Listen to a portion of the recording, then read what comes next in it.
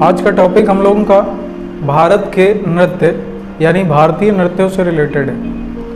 अगर आपको वीडियो पूरा देखिएगा, अगर आपको वीडियो अच्छा लगे तो आप कमेंट करिएगा, तो अगला वीडियो भी भारत के नृत्यों से रिलेटेड जो दूसरा वीडियो है वो भी हम बना देंगे। तो देखिए, सबसे पहली बात है जो भारतीय नृत्य हैं, भारतीय नृत्यों को प्राचीन इतिहास में अगर देखा जाए तो 3 भागों में डिवाइड किया गया था। पहला, जिन्हें हम शास्त्रीय नृत्य बोलते हैं, इंग्लिश में इसे हम क्लासिकल डांस के नाम से जानते हैं। दूसरा, जिसे हम लोग लोक नृत्य के नाम से जानते हैं, इसे इंग्लिश में फोक डांस कहा जाता है। और तीसरे नृत्य वो हैं जिन्हें हम जनजातीय नृत्य बोलते हैं, जो कि भारत में प्रमुख जनजातियों यानी कि ट्राइब्स के द्वारा किया जाता है। तो भारतीय नृत्यों को 3 भागों में बांटा गया, पहला शास्त्रीय नृत्य, दूसरा लोक नृत्य और तीसरा जनजातीय नृत्य। इसके बाद अगली बात आती है कि भारतीय नृत्यों की ये जो विभाजन की प्रक्रिया के अंतर्गत पहला, जिसे हम शास्त्रीय नृत्य बोलते हैं, शास्त्रीय नृत्य को भारत में कितने ऐसे नृत्य हैं जिन्हें शास्त्रीय नृत्य का दर्जा दिया गया है? तो भारत में 8 शास्त्रीय नृत्यों को दर्जा दिया गया है। भारत में शास्त्रीय नृत्यों को शास्त्रीय नृत्य का दर्जा किस संस्थान के द्वारा दिया जाता है? तो आप लोग देख सकते हैं कि भारत में शास्त्रीय नृत्यों का दर्जा यानी क्लासिकल डांस का जो नॉमिनेशन है या दर्जा है, ये किससे प्राप्त होता है?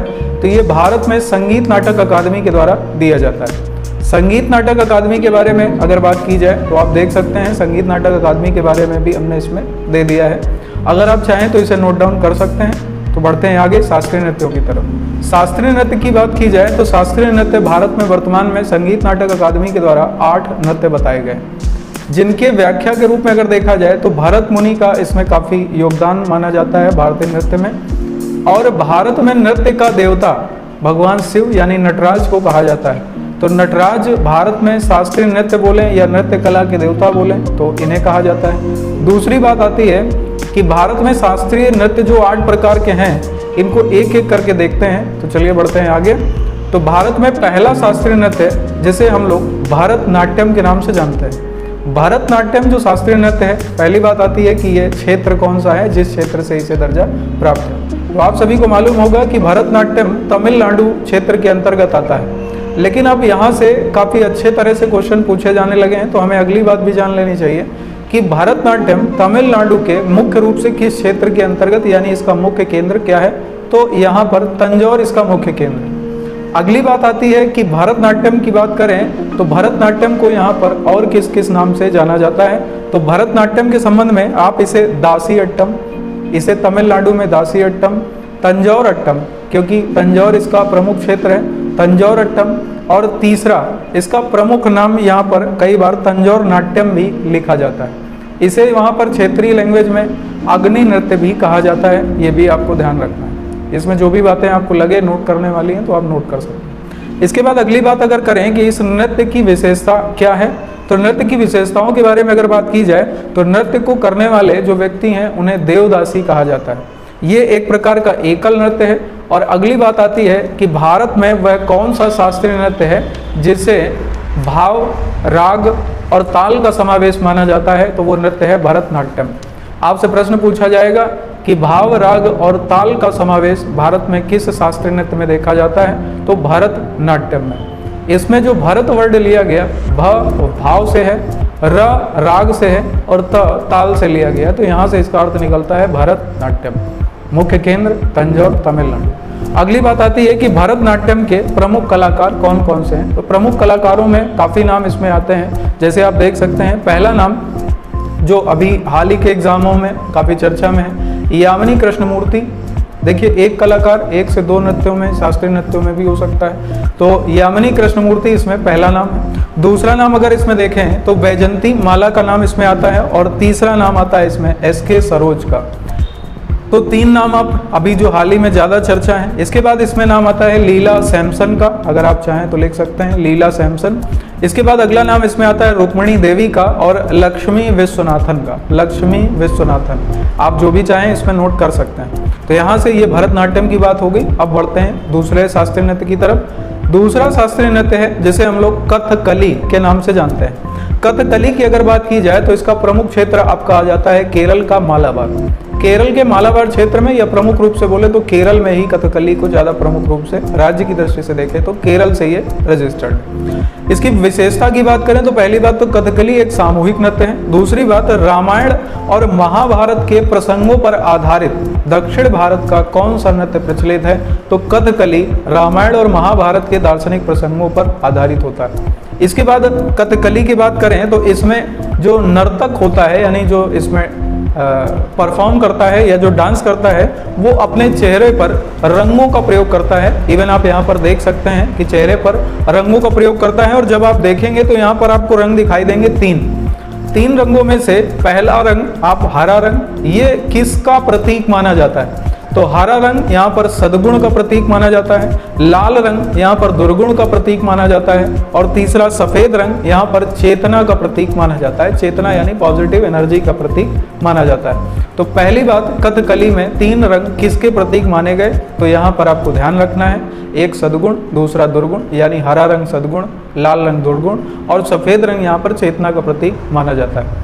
अगली बात अगर करें कि इसके प्रमुख कलाकारों में, तो आप चाहें तो नोट कर सकते हैं, रीता गांगुली, गोपीनाथ, मृणालिनी साराभाई, इसके बाद इसमें उदय शंकर, कृष्ण कुट्टी, इसके बाद आनंद शिवरामन और रुक्मिणी देवी का नाम इसमें प्रमुख रूप से आता है।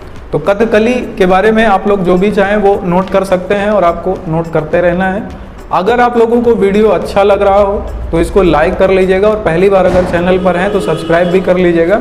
और अगर आप शेयर भी करते हैं तो इससे थोड़ा सा हम भी प्रमोट होते हैं और हम लोगों को भी अच्छा लगता है, और हम आगे इससे अच्छा वीडियो बनाने का प्रयास करें। तो आप लोग इसको शेयर भी करते रहिए। इसके साथ साथ अब तीसरा शास्त्रीय नृत्य कौन सा है, तो तीसरा शास्त्रीय नृत्य है मोहिनी अट्टम। इसके बाद तीसरे नृत्य की अगर बात करें तो तीसरा नृत्य आपका है मोहिनी अट्टम। देखिए मोहिनी अट्टम पहली बात तो किस राज्य क्षेत्र के अंतर्गत आता है, तो ये केरल के अंतर्गत आता है। मोहिनी अट्टम के बारे में अगर समझा जाए तो मोहिनी अट्टम के बारे में पहला क्वेश्चन बनता है कि भारत में कौन सा शास्त्रीय नृत्य है जो भगवान विष्णु के अवतार पर आधारित है, तो ये भगवान विष्णु के मोहिनी अवतार पर आधारित है, जिसका कथानक समुद्र मंथन की कहानी से जुड़ा हुआ है। आप लोगों ने पढ़ा होगा या जानते होंगे।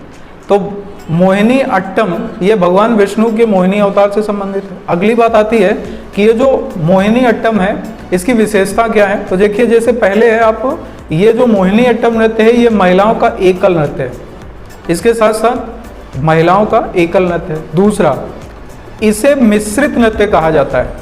अब इसे मिश्रित नृत्य क्यों कहा जाता है, तो देखिए इसे 2 शास्त्रीय नृत्यों का मिश्रित स्वरूप माना जाता है। एक तो भरतनाट्यम और दूसरा कथकली।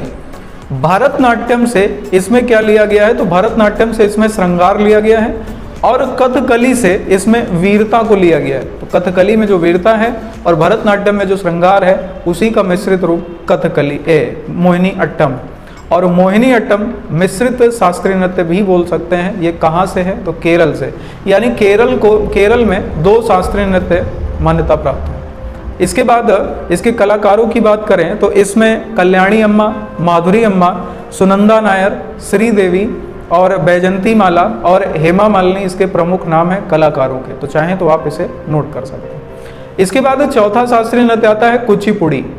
कुचिपुड़ी शास्त्रीय नृत्य ये आंध्र प्रदेश और तेलंगाना वाले क्षेत्र में प्रचलित है। तो आप प्रमुख रूप से अगर राज्य चुनने को कहा जाए तो आप आंध्र प्रदेश चुनेंगे, हालांकि ये आंध्र प्रदेश और तेलंगाना भौगोलिक क्षेत्र में आता है।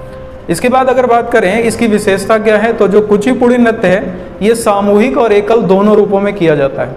इसके साथ साथ ये किस कथानक पर आधारित है, तो ये भागवत पुराण पर आधारित है। अगर आपसे पूछा जाए कि भारत में कौन सा शास्त्रीय नृत्य है जो भागवत पुराण पर आधारित है, तो वो नृत्य है आपका कुचिपुड़ी। जैसे भगवान विष्णु के मोहिनी अवतार पर आधारित है मोहिनी अट्टम, जैसे भावराग ताल पर आधारित है भरतनाट्यम, जैसे रामायण और महाभारत पर आधारित है कथकली, वैसे ही यहाँ पर आप समावेश देख सकते हैं। तो ये किस पर आधारित है, तो ये भागवत पुराण पर आधारित है। इसके बाद अगली बात करें कि इसमें पीतल की एक थाल होती है, इस पे तरंग मुद्रा में पुष्प रख करके ये नृत्य किया जाता है, जैसा कि आप इसमें देख सकते हैं। इसके बाद अगली बात करें कि इसमें प्रमुख कलाकार कौन कौन से हैं, तो देखिए पहली बात तो इसमें सबसे प्रचलित नाम आता है यामिनी कृष्णमूर्ति जी का, दूसरा नाम आता है चिंता कृष्णमूर्ति का, तीसरा नाम आता है राधा रेड्डी का, चौथा नाम आता है राजा रेड्डी का, इसके बाद नाम आता है इंद्राणी रहमान और अगला नाम आता है कृष्णा कुट्टी का। तो इसमें आप लोग चाहें तो नाम नोट कर सकते हैं। अगला आता है नृत्य शास्त्रीय, पांचवा नृत्य ओडिसी। ओडिसी नाम से ही शो हो रहा है, उड़ीसा से रजिस्टर्ड है, उड़ीसा से मान्यता प्राप्त है। इसकी विशेषता क्या है, तो ये जगन्नाथ भगवान को समर्पित है। आप सभी को मालूम है उड़ीसा में पूरी जगन्नाथ है और जगन्नाथ यात्रा वहाँ की काफ़ी प्रचलित है। और अगर आप लोग बोलेंगे तो हम मंदिर पे भी अलग वीडियो बना देंगे, तो आप अगर कमेंट करेंगे या जिस भी टॉपिक पे आपको वीडियो चाहिए आप एक बार बताइए। तो ये भगवान जगन्नाथ को समर्पित नृत्य है ओडिसी।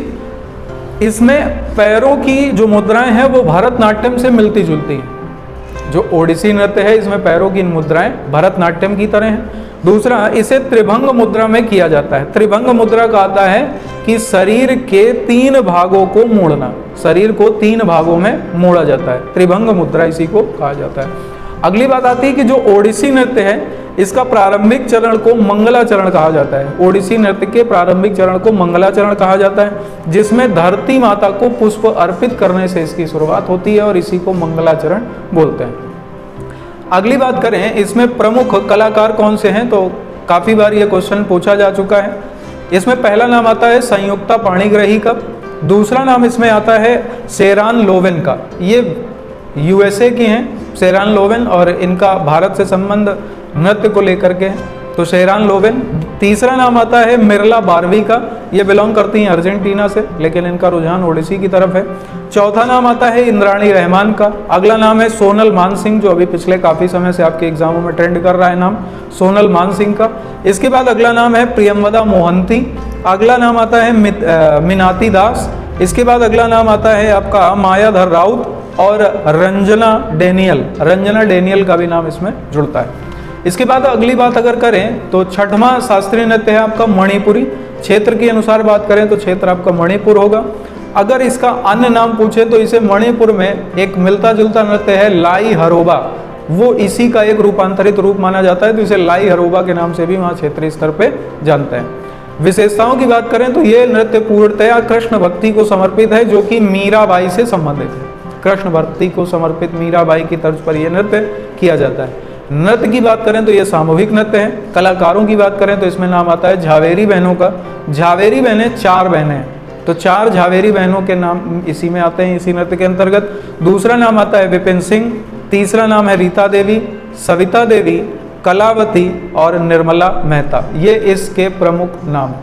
तो 6 शास्त्रीय नृत्यों के बाद अगला शास्त्रीय नृत्य आता है आपका 7वां, जिसे हम लोग 7वां या सत्तारिया या इसी को सत्रिया भी बोलते हैं।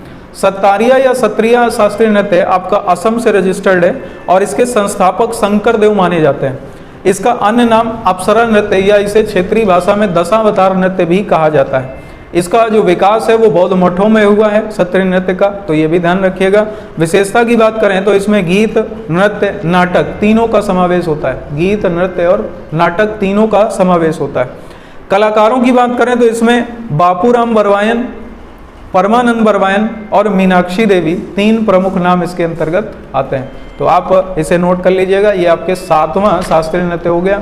अगली बात करें तो अगला 8वां और अंतिम नाम शास्त्रीय नृत्यों में आता है आपका कथक का। ये उत्तर प्रदेश स्पेशल के एग्जामों के लिए काफ़ी इंपॉर्टेंट होता है। तो देखिए, कथक शास्त्रीय नृत्य पूरे उत्तर भारत का शास्त्रीय नृत्य है। अगर इसकी बात करी जाए तो ये शास्त्रीय नृत्य पूरे उत्तर भारत के अंतर्गत है, लेकिन अगर राज्य की दृष्टि से चुनने का ऑप्शन आता है तो आप आंसर उत्तर प्रदेश कर सकते हैं। तो पूरे उत्तर भारत का शास्त्रीय नृत्य है कथक। इसके साथ साथ आपसे क्वेश्चन पूछा जाएगा इसका प्रमुख क्षेत्र। तो कथक के अंतर्गत प्रमुख क्षेत्र आपका उत्तर भारत में कौन सा आएगा, तो उत्तर प्रदेश का ब्रज क्षेत्र कथक का मुख्य क्षेत्र माना जाता है। जो लोग भी यूपी के एग्जाम से रिलेटेड हैं वो लोग इसको ध्यान रखें, अदर एग्जाम से भी रिलेटेड हैं तो भी आप इसे ध्यान रखें। इसके बाद अगली बात आती है उत्तर प्रदेश के ब्रज क्षेत्र से संबंधित है, लेकिन यहीं पर अगली बात आती है कि इसकी विशेषता क्या है, तो इसका कथानक रामलीला पर आधारित है। इसके साथ साथ इसमें नृत्य की एक विशेषता है कथक नृत्य की कि इसमें घुटनों का मुड़ाव नहीं होना चाहिए, जैसा कि आप लोग देख सकते हैं। अगर प्रमुख कलाकारों की बात करें तो इसमें कलाकारों में सबसे पहला नाम आता है आपका सुखदेव महाराज, अच्छन महाराज, लच्छू महाराज, बिरजू महाराज, शंभू महाराज, सितारा देवी जो कि काफ़ी फेमस नाम है। इसके साथ साथ दमयंत जोशी और चंद्रलेखा का नाम इसमें आता है। तो ये कुछ प्रमुख कलाकार हैं जो कथक नृत्य से संबंधित हैं और आप लोगों को उम्मीद है कि ये पूरे 8 शास्त्रीय नृत्य समझ में आ गए होंगे। देखिए एक इम्पॉर्टेंट बात कि अगर आप लोगों को वीडियो अच्छा लग रहा है तो लाइक भी करिए, शेयर भी करिए और सब्सक्राइब भी करिए। और अगर आप किसी विशेष टॉपिक पर वीडियो चाहते हैं तो आप कमेंट भी करिएगा और आपको वीडियो कैसा लगा एक बार कमेंट जरूर कर दीजिएगा। और इसके साथ साथ अगर आप हमारे टेलीग्राम चैनल पर जुड़ना चाहते हैं तो कैपिटल लेटर में टेलीग्राम चैनल के लिए आप टेलीग्राम पे जाइएगा, कैपिटल लेटर में आशुतोष पांडे GS डालिएगा, उसमें फ़ोटो लगा हुआ है और टेलीग्राम चैनल आपको मिल जाएगा। नहीं तो इसी वीडियो के डिस्क्रिप्शन में भी आपको चैनल मिल जाएगा। तो यहाँ से मिलेंगे नेक्स्ट वीडियो में, तब तक के लिए सभी को जय हिंद, वंदे मातरम।